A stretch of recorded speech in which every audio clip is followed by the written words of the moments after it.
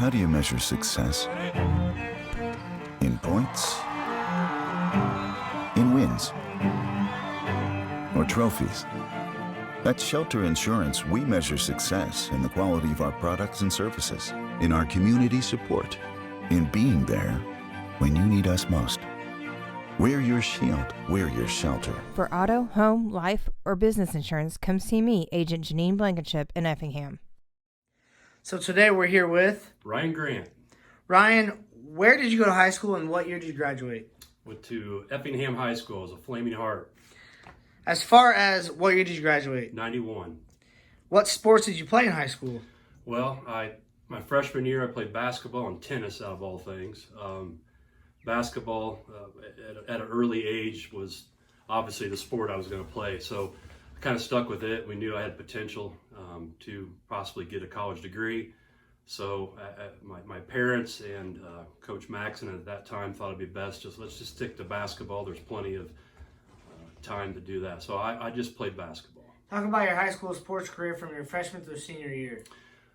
Freshman year, I was 6'6", about 175 pounds, pretty skinny. It started off, kind of slow, but then about midway into my freshman year, I started picking up, started hitting the weights, gaining weight, and eventually became was either six-man or starting some games. But then I was hit with mono, so I sat out the rest of my freshman year. Junior year was sophomore year was a fun year. We won regionals. Junior year we really excelled, and then up to my senior year we had a great year that year as well. Talk about your teammates and coaches. Freshman year, Kurt Enderbrock, Ty Noren, who were some of the other guys? Joe Stites, Steve Windling. It was a learning year. It was a fun year. My sophomore year, very, very, very good year, very successful year. Jeff Ludwig, Mitch Gibson, Chris Craik, myself, Dwayne Phillips, Glenn Phillips, Jeff Myers. We're a big team, big guys. Had a great year, won the regionals. That was a fun year. Junior year, another fun year. Paul Turles, Greg Nuxall, Glenn Phillips, Chad Penley, Phil Lark, a lot of underclassmen. Very good year. Then my senior year was, Phil Lark, Chad Penley, Jason Bierman. Can't forget Jason, 6'8". I don't know. We had a deep bench my senior year too. I think there was 15 guys on that bench. So talk about your coach a little bit. Jim Maxon. There's a lot to say about Coach Maxon. He was a father figure. When I look at Coach, I think of Norman Dale. He was the real life Norman Dale from Hoosiers. He was all about discipline, keeping us in check. Wasn't afraid to speak his mind. He was a father figure for all of us. It was very lucky to have him as a coach. Talk about some of the teams and players that you played against in high school. Whew, quite a bit, man. 4 years. Some of the big teams I can think of. Mattoon was always tough. They had a lot of good athletes over the years. Of course, Teotopolis. When I think basketball, I think of good old T-Town, man. Always tough. Didn't matter who was on that team. You had Crawford coaching, similar to Maxon. Defense. They ran you off the floor. So many good players. Outside of, just the local players in high school, I did a lot of summer camps, a lot of summer leagues, and playing against a lot of guys that went on to college and pro. Michael Finley out of Chicago, Donnie Boyce, Sherelle Ford, all big names. Chad Altadonna, Brian Kern. The list is long, and there are a lot of good area players in the early 90s. What were some of your favorite gyms to play in high school? Well, Effingham would be number one, the old gym. it was always like arena basketball. You didn't dive out of bounds. If you dived out of bounds, you better be prepared, right? Because you pretty much, there was no out of bounds. It was arena basketball. T-Town, the atmosphere there was loud. You had people on the floor. You had people over the top of you. Taylorville was always a great gym to play in. There was something about that gym, and I got good stories about Taylorville. You know, back then they were all small gyms. They were all fun gyms. They all had a different feel, a different court, but there's quite a few of them. But T-Town and Effingham, man, they were the fun ones to play in. And any other stories you'd like to add during the high school career?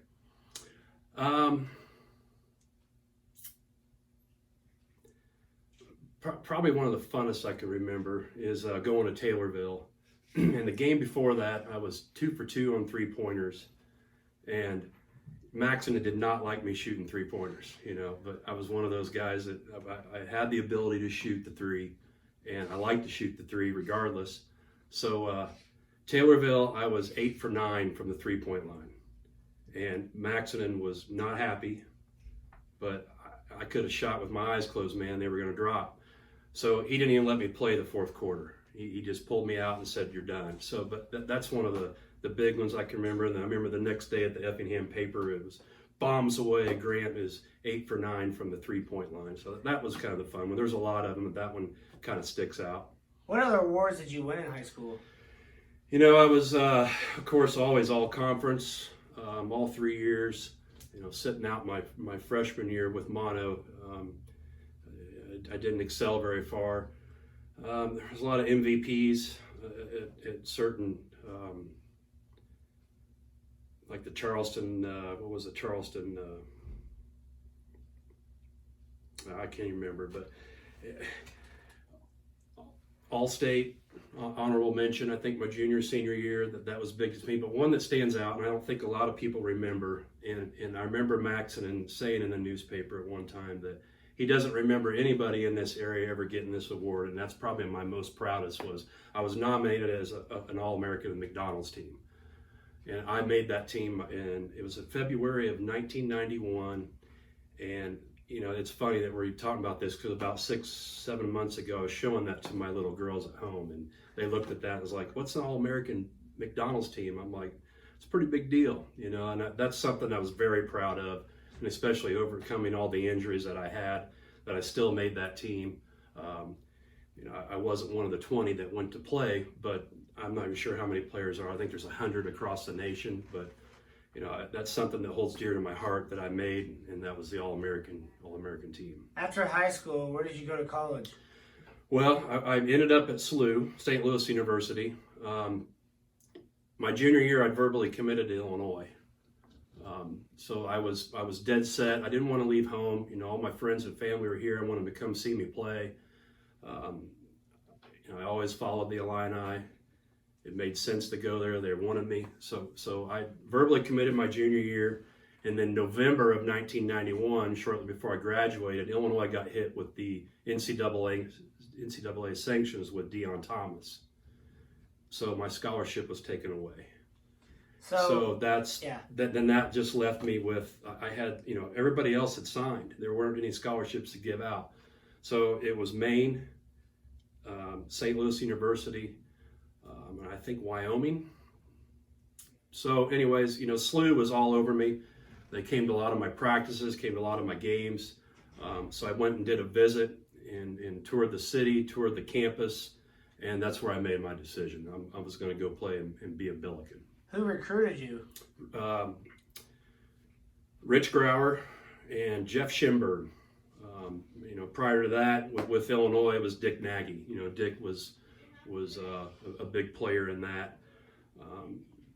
You know, one of my big high school memories too was against Teotopoulos, and Coach Henson and Dick Nagy sat on that sideline and watched me play with T-Town. So they were heavy recruiting, but unfortunately Illinois was not my path. It just wasn't meant to be. So off to SLU I went. So at college, talk about your career, kind of summarizing up the teammates and coaches. Started off with a bang.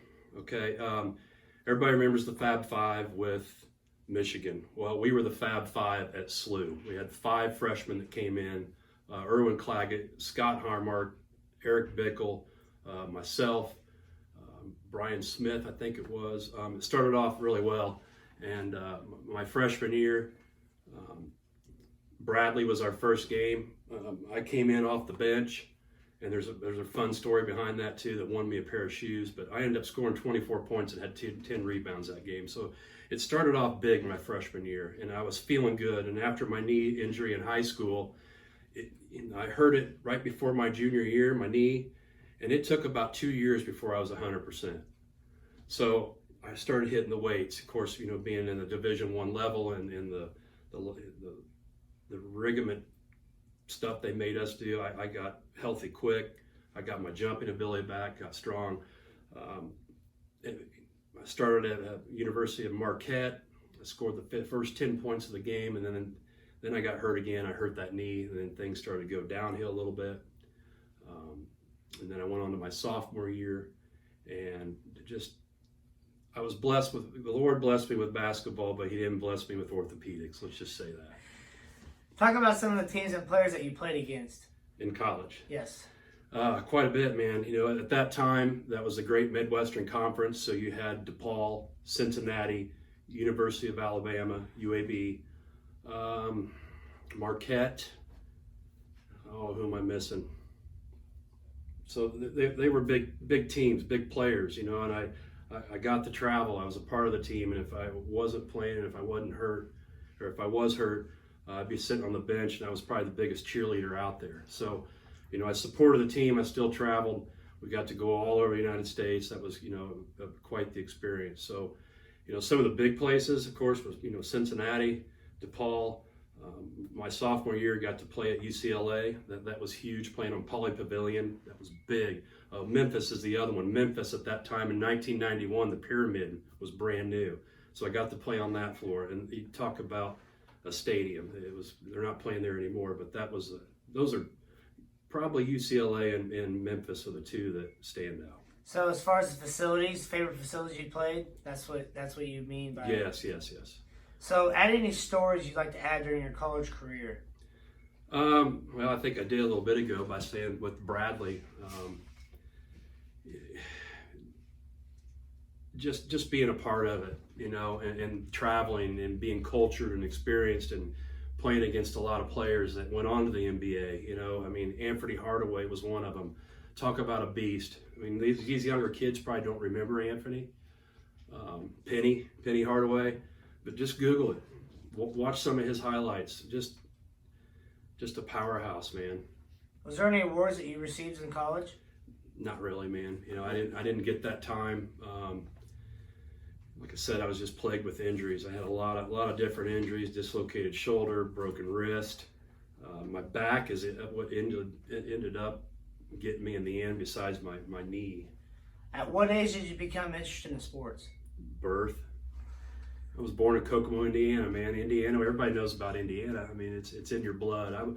I was born, just with basketball. My father and my uncle were big athletes and big at Kokomo, Indiana, and are legends there. And then I grew up a Hoosier fan. I was all Bobby Knight, and that's who I wanted to play for. I liked Bobby Knight. I liked somebody who was going to give me discipline. Somebody who was going to keep me straight and keep me in line. And so, yeah. Since you played, how has the game changed? I think it's changed quite a bit. Huge difference. Kids these days they're bigger, they're stronger, they're faster, they're more regiment. Coaches are on top of them more with phones and social media. I can't imagine how easy it is now with, to scout teams. You don't have to drive and watch. You can find it on social media. It's just changed so much. The kids are, like I say, bigger, faster, stronger, and they have more resources. To get better and learn other teams. What advice would you give to today's youth about playing sports? Advice. Have a backup plan. A lot of kids, when a good athlete and you're going to go play college have that backup plan. I mean, I suffered a major injury and tried to get through it, and all I wanted to do was play basketball. That was it. And I thought someday I could probably go overseas, and that didn't happen. So focus on your grades. Listen to your parents, your teachers, your coach. They're not always right, but they're there to support you. And the biggest thing is listen to them, go to class, and focus on your grades. What has sports done to change your life? A lot. It's huge. Sports made me disciplined, showed me integrity, how to be on time. Just everything that kids are going to need when they start their first job and start working with their employers. It prepares you for the future. It disciplines you and keeps you in check. What is your current occupation? I work for Barnes Toyota Lift. I'm very proud of it. I've known the Barnes my whole life. After SLU, I left SLU a little bit early because of my injuries. It got me down. I didn't know what I was going to do. So I kind of moved around a little bit, and then I met my wife now, and we went to Tennessee. Then I went back to school. I got a civil engineering. I went up to the Quad Cities, worked with that for a little bit, and that wasn't going very well. I didn't like working the hours. And then the Barnes family called me and said, hey, we got something here that you might be interested in. We know you want to get back to the area. So I work on the forklift division. I'm the service manager here, and I absolutely love it. I love the Barnes family. It's the best job I've ever had. Wrap up the last couple questions here. As far as who are your biggest role models? Biggest role models? Well, you got to say your parents. They molded me into the man I am today. Gave me the guidance to be a good father, a good husband, good worker. Jim Maxson was one of them too. So, and my college coaches, they molded me into the man I am today. So those are my role models. What would you say on your opinion right now how Effingham basketball is currently? Well, I lost basketball. It's been almost 25 years ago, and I kind of distanced myself from it. It was a very hard time to have that jerked out from underneath you. That's all I wanted to do. It's all I did. All my frustrations, if I was having a bad day, I went and grabbed the ball and I went and dunked on the rim as hard as I could, as many times as I could. And that was taken away from me. So there was, 7 to 8 years of my life, 10 years, that I just kind of distanced myself from it. And actually it's gotten back into my life in the last 5 years because of my daughters. They're getting into it. Now I'm starting to coach in 3rd and 4th grade level. So I haven't followed it very much, honestly. And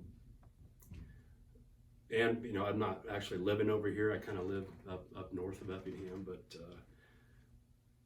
How tall are you? I'm 6'7". How'd you become so tall? Well, it's the water, man. It's Effingham water. I don't know where I got my height. My dad's only 6'3". My brother's about 6'4". I just drank too much water. Finally, in closing, is there anything else you'd like to share about anything as far as that you want to say something? I'll just share that being in Effingham, playing basketball at Effingham was a gift. I was born in Kokomo. My dad's job brought us over here, and I look back on those days and all the people that did support me, and the troubling times when I had my injury that lifted me up. Effingham's a great community, just great program, great people, and so yeah, big thing is just Effingham. I thank them for all they did, and then it brought me back here, and now I'm employed here, and my family's back here. Ryan, I appreciate your time. Thank you for helping me out. I appreciate it. Thank you.